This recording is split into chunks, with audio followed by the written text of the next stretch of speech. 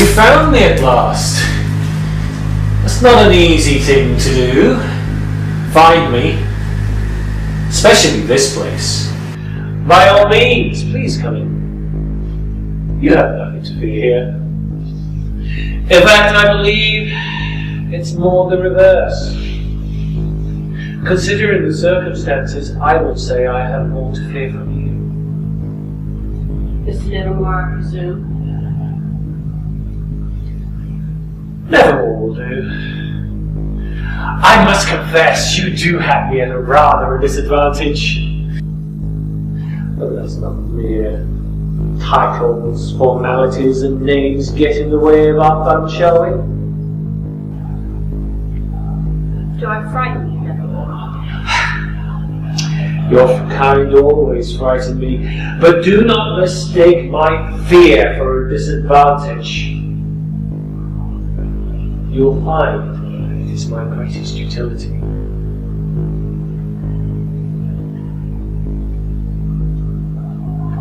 Let's not beat around the bush.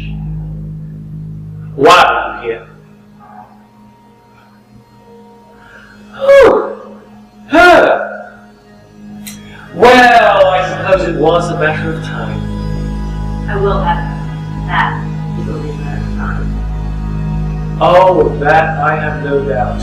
You are indeed a formidable species. Did you know out of all the enemies she has faced, out of all the species she has met, yours is the one she fears the most? Comes as no surprise, really, as to why she socializes with you so much. She has in recent times become so human. Will you tell me what I need to know? Oh, my young lady, you already know everything you need to know, and yet you know so little. Every tale I can tell you would be a truth, and yet at the same time a lie. Tell me of her origins. You want me to tell you of her beginnings? You'll be asking me her first name next. Which I'm sure you will not tell me. Never in a million years. But then, that is such a short time for me. I will tell you a truth and a lie. Take it for what it's worth. I'll tell you many tales in time, but then again, you don't have time. I may even tell you the tale of how she turned the great prophet of Nal and Protep into a goldfish. Oh yes! That fish will not soon forget her actions that day, I am sure. But for now, take this truth for what it is. There are gods, you might call them, beings so old that they make even me look like a child. As I said, you might call them gods, but let me tell you something. That in itself is a very insignificant term. The greatest, wisest, oldest of all these gods is Yog-Sothoth, the all-seeing. To tell you his name will take me an age. For me to explain his existence would be impossible for your tiny mind to even comprehend. However, Yog-Sothoth is the all-seeing, the all-knowing. He sees the future and the past, all realities. He is the guardian at the center of the gate, or at least was. He is forever, and he is not. Did you say he was? Was and is. Pay attention, child. I'm trying to teach you something. May I continue? Please, by all means. Now, where was I? Oh, that's a joke. Me trying to put a time frame to a story that has no time. Damn you humans for being so linear. But if I must make this simple for your little mind, then so be it. Yogg-Sothoth very rarely grants his favour to any other mortal. And when he does deign to do so, the price is high. I shall not tell you the tale of the Dunwich horror which no doubt you already know. It is an insignificant title with an insignificant set of words to a story beyond your imagining. However, out of the children born in that story, there was one that was never mentioned, one no one has ever known about. Pay attention, young lady. For this story has never been heard by mortal ears for over 100 years.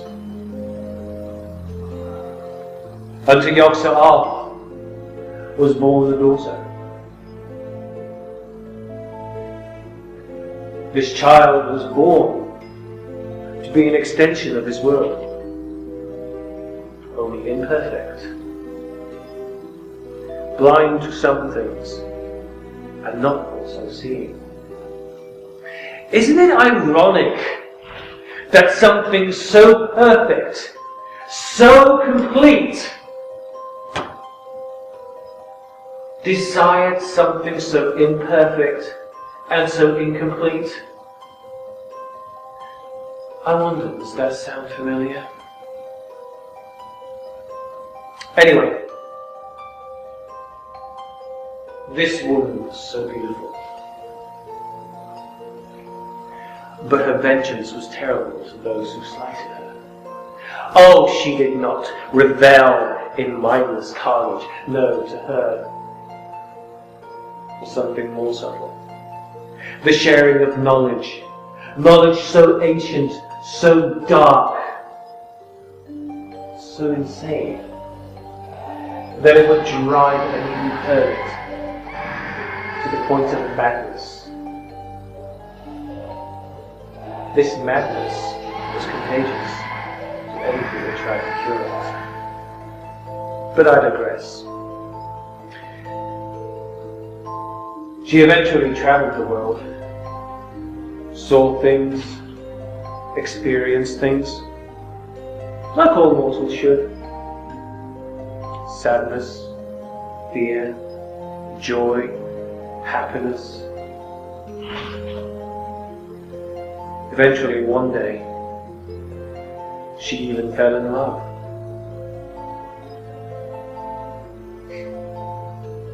A love so deep that it threatened to engulf Yogg-Sothoth himself.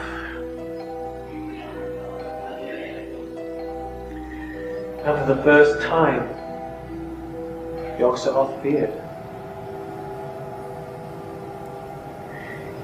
In desperation, Yogg-Sothoth reached his influence into the real world, into the most bloody century your species has ever known. His madness infected all of mankind as he searched with desperation for this woman.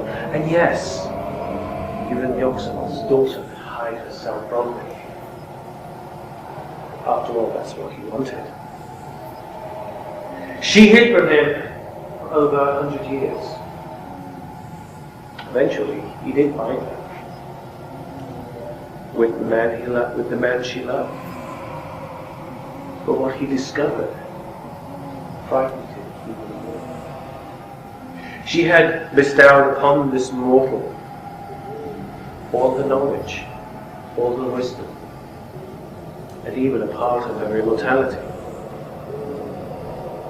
This angered Yogg-Sothoth. Can you imagine this? A mortal with the capacity to understand the ancient elder gods and even defy them. Yogg-Sothoth experienced yet another emotion, anger, and and he struck out at his spawn. The battle was fierce, but eventually Yog-Sothoth struck down his daughter in a mortal blow.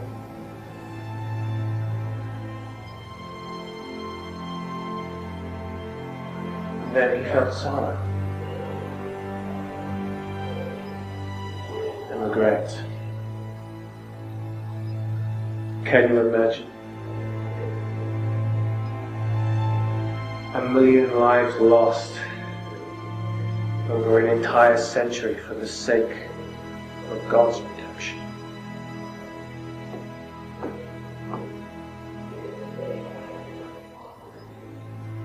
But he could not mourn, and he could not accept his loss, so he sacrificed himself to save her life, bestowing upon her a gift of immortality and always changing.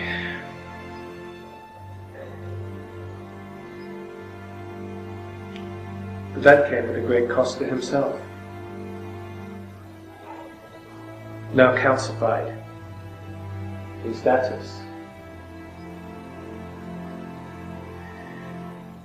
in service to a woman he dared to love. I think therein lies the irony. Yog-Sothoth always knew this was going to happen. He saw it at the beginning of time, and he saw it at the end of time. After all, that was his way. But there is an old saying, those who know the future are trapped by it. Yog-Sothoth eventually was trapped by his own fate, and maybe after all that was all he wanted. But to imagine ever being service to a woman who betrayed him, all for the sake of love. Is any of this story true?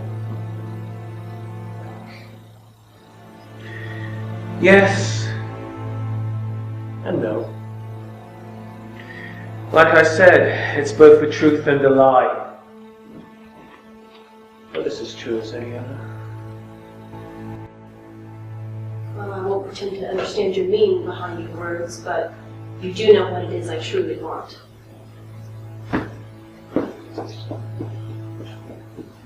The first name. Which you won't tell me.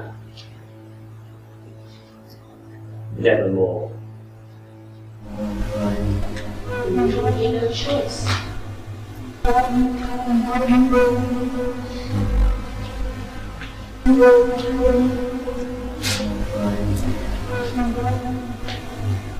I suggest you run. Take it.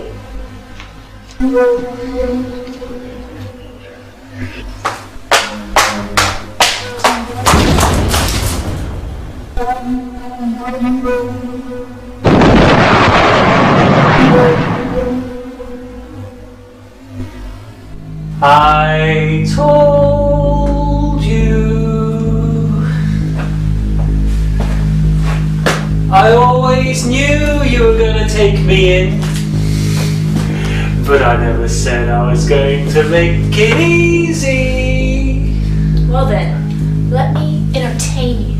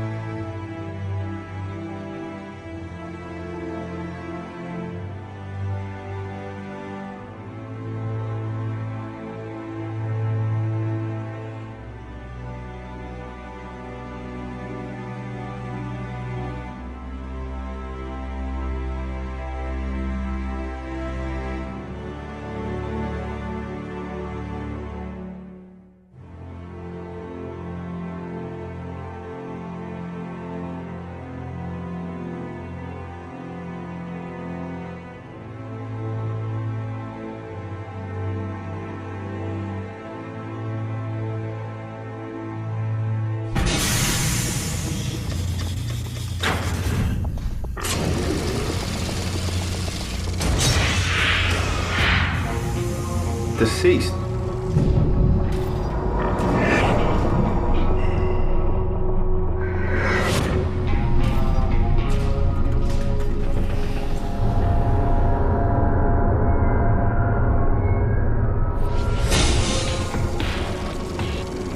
Listen very carefully.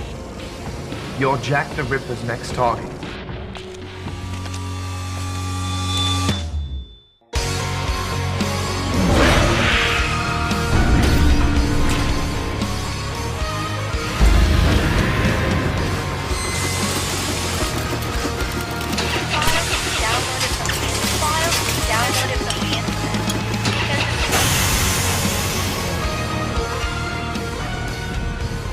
Did you send the file? No, I did not send it. You swear? Problem, fair maiden?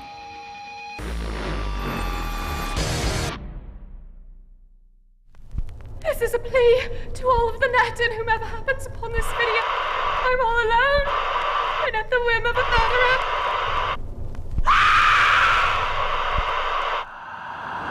Since we have the web, everyone's a critic.